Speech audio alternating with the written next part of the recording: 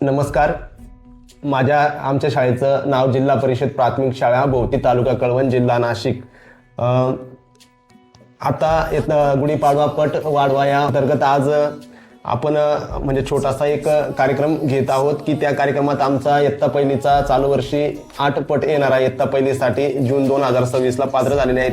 पण विद्यार्थी आमच्याकडे जवळपास मागच्या म्हणजे जून 2025 पासूनच शिकण्यासाठी येत आहेत आणि त्यांची गती पण चांगली प्राप्त झालेली आहे.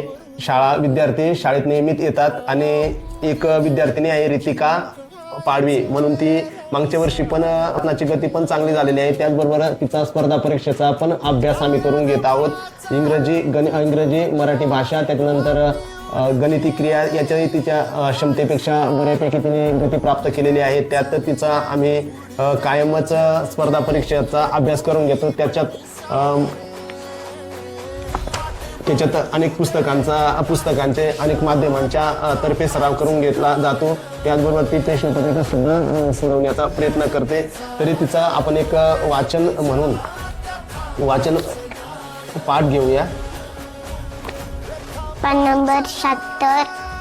40 छोट्या हातांची मोठी किमया. विराज उन्हात खेळत होता, त्याला एक कोय सापडली. कोय घेऊन तो शाळेत आला.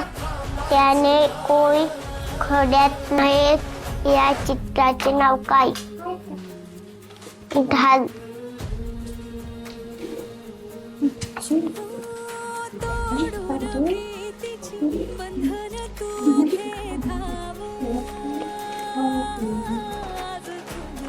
प्रश्न 2. असे कसे टिंब लाल सुंदर दिसे? मोर.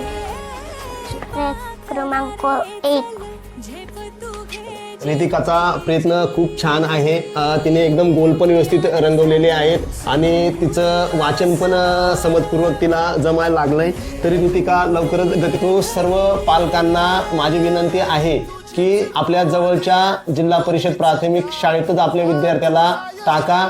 आणि आता आमच्या जिल्हा परिषद शाळा सुद्धा गुणवत्तापूर्ण झाल्यात आणि गुढीपाडवा पट वाढवा या अंतर्गत आम्ही हा उपक्रम घेत आहे. सगळ्या मराठी शाळा आहेत त्या आमची शाळा संस्काराची शाळा ही नुसती शाळा नको, तिथे सगळे संस्कार घडायला